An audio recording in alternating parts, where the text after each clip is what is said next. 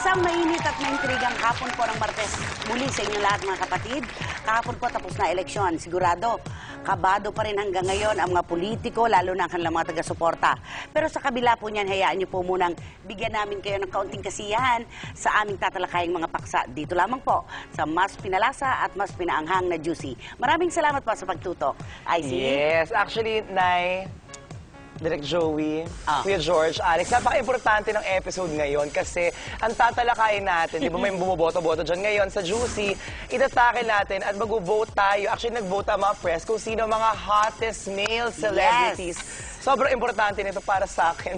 Yes, sa iyo lalo na. Mas importante yan kaysa sa nagbibilangan sila ngayon ng boto. Actually, ngayon na, para sa akin. Mas importante. Well, mga ka-precious, kung kahapon po ay pinag-usapan natin ang 10 magaganda at sexy mga babae ngayon sa showbiz na ang mga pumili po ay 30 na mamamahayag. Ngayon naman po ang mga kalalakihan, 10 top na kalalakihan. Wow. Okay. Top 10 pala. Parang top kalalaki. Top 10. At syempre, mga kapatid, kasama po natin yung hapong ito, isang respetadong kasama sa panulat. Kaalakbay ko, di ba? George Bale, Kabristante. Kapatid, magandang hapon sa'yo. Magandang hapon. Maraming salamat sa pag-invite. Of course. Welcome back. Salamat sa panahon, di ba? And of course, mga kaibigan, hindi makukumpleto kapag walang opinyon at pananaw ng isang Direk Jose Javier Reyes. The one and only. Magandang With the hapon. Jose Javier. Good afternoon po sa inyong lahat at habang nadudulo yung mga tao sa kakabilang, dito naman ay bibilangin namin ang sinabi ni IC na mas mahalaga, Ayun na. mas Yes. importante at mas Tama. historical moment. Nako, yun na. This is Pero may it. berde The pa rin ang moment. suot mo, Direk. Oo naman. Hindi pa rin Berde nawawala pa ang rin. berde, di ba? Alam mo na Okay. tumalikod. So, eto na nga po yun, mga kaibigan at kapatid.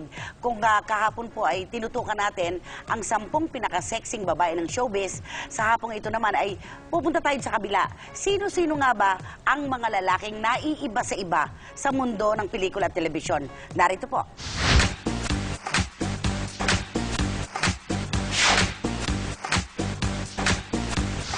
So, ang nasa pwesto bilang pansampo, JC De Vera and John Lloyd Cruz. Nakakapagtaka naman, ba't number 10 lang si JC De Vera? Si John Lloyd kasi para sa akin okay lang kasi hindi naman siya nakilala sa pagpapakita ng kanyang katawan kundi ng talento niya sa pagganap. Pero yung JC, yummy to eh, di ba? Ang ganda ng abs niyan eh. At saka hindi ako makapaniwa kasi si John Lloyd hindi naman nung kaya nagpa-sexy. Totoo. Diba? Gwapo siya, napakagaling na aktor, Cute. pero hindi niya ibinenta yung pagka-sexy niya. Yes. Si JC, bakit 10 lang? Kaya nga nakakapagtaka direct kung number 10 lang siya. Eh, Diba opinion to dapat- ng mga Yung mga 30 na kapatid reporters, nating diba? reporters. So siguro kasi di ba alala niyo yung issue natin dito na si JC handa pa lang magpa-sexy, pero hindi pa talaga totally nagpapa-sexy kasi hanggang topless lang yung kaya niya gawin. So, hindi pa nasisilip. O yun, pero yun nga yung nakakatawa. Si Jolly Cruz masok sa listahan, hindi naman nagtatanggal lang sa plot. Komento mo kapatid tungkol dito.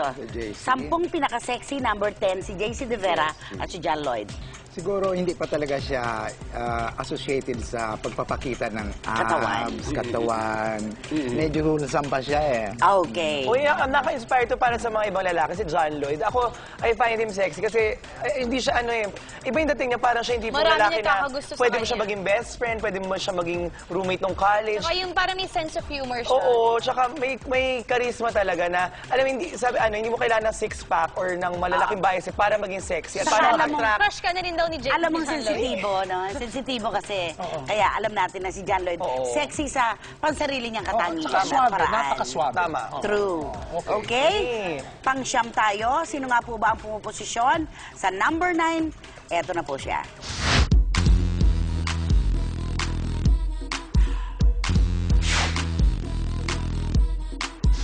Si Mateo.